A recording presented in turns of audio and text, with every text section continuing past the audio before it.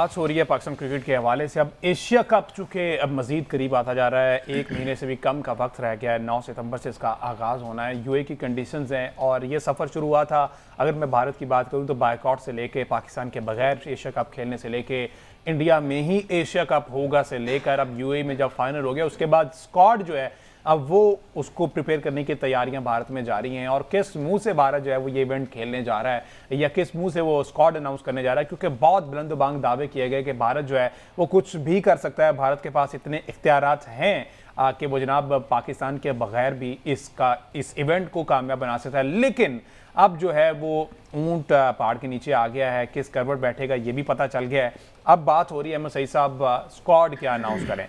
सूर्य कुमार यादव जो हैं वो तो इसकी कप्तानी कर रहे हैं, शुभमन गिल ने टेस्ट मैचेस में कप्तानी की, अब शुभमन गिल उनके साथ आ रहे हैं। तो इसके अलावा जो स्क्वाड अनाउंस हुआ है, जो मेरे तक अभी तक खबरें आ रही हैं, अगर उन बैटर्स की बात करें तो सूर्य कुमार यादव हैं, शुभमन गिल हैं, अभिषेक शर्मा है, तिलक वर्मा है, यहाँ तक तो बेहतरीन लग रहा है। उसके बाद संजू सैमसन और कोई जितेश शर्मा है, इनमें जनाब अहमद सईद साहब ये कीपिंग के हवाले से हैं। ऑलराउंडर्स में Hardik Pandya the danger man, हमेशा से उन्होंने इंडिया के लिए बहुत अच्छा परफॉर्म किया है और वन मैन आर्मी की भी समटाइम इन्होंने हैसियत इख्तियार करके जो है वो ये मैचेस वहाँ से बनाए हैं। शिवम दुबे है, अक्षर पटेल है और वाशिंगटन सुंदर है। उसके बाद बॉलर्स में कुलदीप यादव, वरुण चक्रवर्ती। इस पर बात करना बड़ा जरूरी है क्योंकि ये हमेशा इसी तरह के इवेंट में यूए की कंडीशन में चक्रवर्ती को लेके आते हैं कि शायद ये चक्कर देने में कामयाब हो जाए, लेकिन लास्ट टाइम ऐसा कुछ नहीं हुआ था, लास्ट टाइम कामयाब नहीं हुआ था। जसप्रीत बुमराह अगेन, और उसके बाद अर्शदीप सिंह है, हर्षित राणा और प्रसिद्ध कृष्णा, इन्होंने परफॉर्म किया, अभी ये टेस्ट मैचेस खेल रहे हैं। इसके बाद ऐसे इनका शेड्यूल है साहब कुछ पता है इनकी एशिया कप तक क्या कोई मसरूफियात अगर T20 फॉर्मेट को लेकर किया जाए, प्लस ये जो एक्सपेक्टेड एक स्क्वाड है समझते हैं ये दी बेस्ट है, इनके पास यही अवेलेबल है, और विराट और रोहित शर्मा के बगैर क्या ये परफॉर्म कर पाएंगे? देखिए, इसमें सबसे पहले तो जो स्क्वाड आपके सामने आया है इसमें सिलेक्शन का डायलेमा इसलिए है कि उनके ऑप्शन भी इतने ज़्यादा हैं कि आईपीएल से जो प्लेयर हर साल परफॉर्म करके आते हैं उसमें से कुछ ना कुछ टैलेंट जो है वो उनकी T20 के अंदर इंडक्ट होता है। जिस तरह से यशस्वी जायसवाल के बारे में बात हो रही है कि उनको भी स्क्वाड का हिस्सा बनाया जा सकता है। अभिषेक शर्मा है, उन्होंने बहुत अच्छी परफॉर्मेंस दी थी, साउथ अफ्रीका के खिलाफ जाके उन्हें साउथ अफ्रीका में रन कर दिए थे। तो ये इस किस्म के जो प्लेयर्स हैं वो सारे अगर मिलाकर देखें तो एक कंबाइंड स्क्वाड बनाने में इस वक्त दिक्कत तो हो रही है बीसीसीआई को, लेकिन जाहिर है कि ये दिक्कत फॉर द गुड कॉज है। उनके पास बहुत ज़्यादा वसाइल हैं, बहुत ज़्यादा उनके पास प्लेयर्स अवेलेबल हैं, तो जहाँ पर उनके सिस्टम की तारीफ़ करनी चाहिए वहाँ पर यकीन हम उसकी तारीफ़ करेंगे भी। और इस स्क्वाड को भी अगर आप देखें तो उन्हें ये पता है कि दुबई की कंडीशंस कैसी हैं, यूएई की कंडीशन किस तरह से बिहेव करती है, इसलिए आपको ये स्पिन डोमिनेंट अटैक जो है वो नज़र आता है। जो 2021 में वर्ल्ड कप हुआ था वहाँ पर जिसका आपने हवाला दिया, उसमें अनफॉर्चुनेटली वो यहाँ पर चूक कर गए, यहाँ पर उनसे जो है वो थोड़ी सी मिस्टेक हो गई कि वो वरुण चक्रवर्ती के ऊपर ही उन्हें इन्हिसार किया। उस वक्त उनके ऊपर एक्सपीरियंस भी ज़रा कम था, उनके पास बहुत ज़्यादा वो नहीं खेले हुए थे। आईपीएल से डायरेक्ट उनको टीम के अंदर लेकर आएगा तो जो इंटरनेशनल क्रिकेट का एक स्टैंडर्ड होता है, जो उसका प्रेशर होता है, उसको वो बर्दाश्त नहीं कर पाए और अनफॉर्चुनेटली मोहम्मद रिजवान और बाबर आजम के हाथों ही उनको जो है बहुत ज़्यादा मार लग गई। तो इस दफ़ा उन्हें फिर अपने स्क्वाड के अंदर उनके साथ 3-4 स्पिनर्स को उनको एकम्प्लिश करने के लिए कुलदीप यादव हैं, अक्षर पटेल हैं, वाशिंगटन सुंदर का भी नाम आ रहा है कि वो भी स्क्वाड का हिस्सा हो सकते हैं, जो अभी एक तवील क्रिकेट खेल कर आए हैं। इंग्लैंड से 5 टेस्ट मैचेस की पूरी सीरीज़ थी। तो जिस वर्कलोड मैनेजमेंट के बारे में हम लोग बहुत ज़्यादा कॉन्शियस नज़र आते हैं, वो ज़ाहिर है कि हमें उन प्लेयर्स के यहाँ ऐसा किसी किस्म का कोई फिटनेस के इश्यूज़ देखने में नहीं आते हैं। जसप्रीत बुमराह अलबत्ता एक ऐसी अनसर्टेनिटी उनके कैंप के अंदर मौजूद हैं कि जो जिनके हर इवेंट में, कोई भी आईसीसी का इवेंट हो, कोई बड़ा इवेंट, कोई बड़ी सीरीज़, उससे पहले वो जसप्रीत बुमराह की फिटनेस के बारे में जो है वो कंसर्न दिखाई देते हैं। और ये भी कहा जा रहा था कि ये जो इंग्लैंड के खिलाफ उन्होंने सीरीज़ खेली है, ये हो सकता है कि उनकी आखिरी टेस्ट सीरीज भी हो, क्योंकि इसके बाद वो टेस्ट क्रिकेट से रिटायरमेंट ले लेंगे। और अभी उससे चंद दिन कबल जो है वो उनको मिला रहे थे अजीम बॉलर्स के साथ। तो जहाँ जहाँ उनके पास हम इस बात तारीफ कर रहे हैं कि वसाइल बहुत ज़्यादा है, वहीं पर हम उनकी जहनी कस्म पुरसी, उनकी जो पैटी एक माइंडसेट है, वो भी हमें कहीं ना कहीं देखने को नज़र आता है। क्योंकि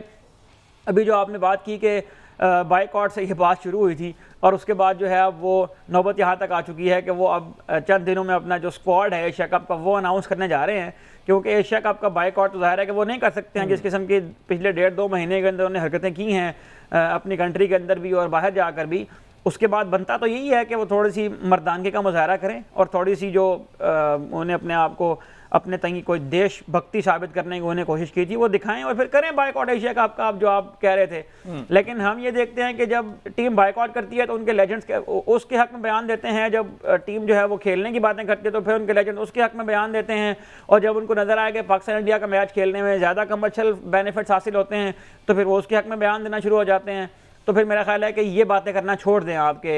वतन पहले है और वतन की इज्जत और कौमी गैरत और गई कौमी गैरत आपकी पानी लेने, जहाँ पर आपको 4 पैसे मिले, जहाँ पर आपको 4 टक्के ज़्यादा मिले, जहाँ पर आपको कुछ ज़्यादा हड्डी फेंक दे बड़ी, वहाँ पर आप फ़ौरन जो है वो पहुँच जाते हैं। और एशिया कप में भी आपको नजर आएगा कि इंडिया की टीम जो है वो इसका बायकॉट नहीं कर पाएगी। याद रखेंगे ये वो एशिया कप है जिसको इंडिया ने होस्ट करना था अपने मुल्क के अंदर, और ये एशिया कप अब दुबई में होने जा रहा है। और ये भी याद रखना कि सारे के सारे मैचेस जो हैं वो दुबई में हो रहे हैं। पाकिस्तान पे हाइब्रिड मॉडल अगर अप्लाई किया गया था तो कुछ मैचेस, बल्कि मेजर मैचेस वो पाकिस्तान में हुआ था, कराची में हुआ, लाहौर में हुआ, पिंडी में हुआ। लेकिन ये जो सूरत हाल बन रही है ये तो सारा का सारा जनाब टूर्नामेंट ही यूएई में ले आया, तो इसमें बिल आखिर जीत जो है वो अगेन मोहसिन नकवी साहब की हुई है। मोहसिन नकवी साहब के उस स्टांस की हुई है, जो स्टैंड लिया और उस पर कायम रहे, ये क्रेडिट तो डेफिनेटली जाता है। और इतनी बड़ी ताकत को, जो पैसे की ताकत अपने आप को कहते हैं, ऑल तो ठीक है उनके पास बहुत पैसा, बहुत बड़ी मार्केट है, लेकिन इतने बड़े पैसे वाली मार्केट को अपने घुटनों के बाल बैठाना ये नकवी साहब का क्रेडिट है, पाकिस्तान क्रिकेट बोर्ड का क्रेडिट है, along with Bangladesh cricket board. और हमने देखा कि अफगानिस्तान ने भी हमारे स्पोर्ट में कहा कि जनाब जो होगा वो यही होना चाहिए, उस एक मीटिंग को लेके। उसके बाद एशिया कप का वेन्यू होने तक ये तमाम के तमाम बोर्ड जो हैं वो ऑन बोर्ड रहे मोहसिन नकवी साहब के साथ, और उन्होंने कहा कि यूएई में। तो इस तरह से भारत को मुंह की खानी पड़ी है, और भारत मेरा ख्याल ये सदियों याद रखेगा। और एमओसी साहब एक बात याद रख लीजिएगा, ये जो अमित शाह है ना, ये बीसीसीआई को बर्बाद करके छोड़ेंगे। भारतीय क्रिकेट बोर्ड जो है और भारतीय क्रिकेट जो है, ये जब तक इनको साइडलाइन खोडेलाइन तबाह नहीं कर देते, ये जो बीजेपी गवर्नमेंट है ये चैन से नहीं बैठेगी, और ये अपने पांव पे खुद कुल्हाड़ी मार रहे हैं। बीजेपी गवर्नमेंट ने बीसीसीआई की खुद मुख्तारी के ऊपर क्वेश्चन मार्क करना शुरू कर दिए हैं, उनको भी ये स्पोर्ट्स बोर्ड के अंडर लेकर आने लगे हैं। इसका मतलब ये है कि जो स्पोर्ट्स बोर्ड का चार्टर होगा या उनको जो कॉन्स्टिट्यूशन होगा उसके मुताबिक फिर ये बीसीसीआई को भी हैंडल करने की कोशिश करेंगे। और बीसीसीआई जिस तरह से फ्रीली अपने डिसीजन लेती है, जिस तरह से अपना वो रेवेन्यू जनरेट भी खुद करती है, खर्च भी खुद करती है, उसके ऊपर भी जाहिर है कि कुछ ना कुछ चेक एंड बैलेंस रखने की कोशिश करेंगे। तो जो इंटरवेंशन है पॉलिटिक्स की स्पोर्ट्स के अंदर, वो तो उनके अपने मुल्क में इस हद तक जा पहुंची है। और जाहिर है कि जिस तरह की सियासत इंडिया के अंदर होती है, उसमें जिस तरह के इंतहा पसंदाना नजरियात को फ़रोग दिया जाता है, उससे बहुत लंबा अरसा जो है वो अपने आप को ये नहीं बचा पाएंगे। एक और आखिरी बात करके मैं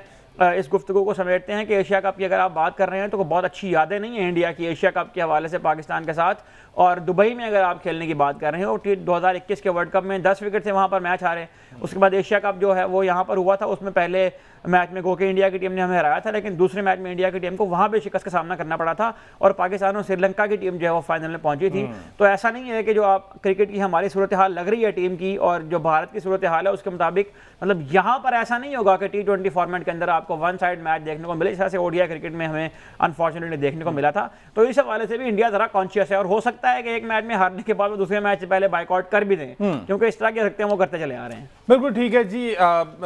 कल के शो में हम पाकिस्तान का स्क्वाड अनाउंस कर, पाकिस्तान वर्सेस वेस्ट इंडीज जो भी रिजल्ट निकला उस पर तो हमने डिस्कशन करनी, लेकिन एशिया कप को लेके अगेन वही फखर जमान, सलमान मिर्जा और बाबर आजम जो है वो वापस एशिया कप के स्क्वाड में आते हुए नजर आ रहे हैं। लेकिन ना सिर्फ एशिया कप बल्कि इस ट्राई नेशन सीरीज में इनको ट्राई किया जाएगा, और पूरी उम्मीद है कि ये सारे के सारे प्लेयर्स जो हैं ये होगा। लेकिन इस ट्राई नेशन सीरीज में खबर ये आ रही है कि शाहीन शाह अफरीदी और हारिस रऊफ को आराम देने का मशवरा दिया। अगर इनको इस सीरीज में आराम देना तो बीच में गैप आ जाएगा एशिया कप तक, उसमें क्या बनता है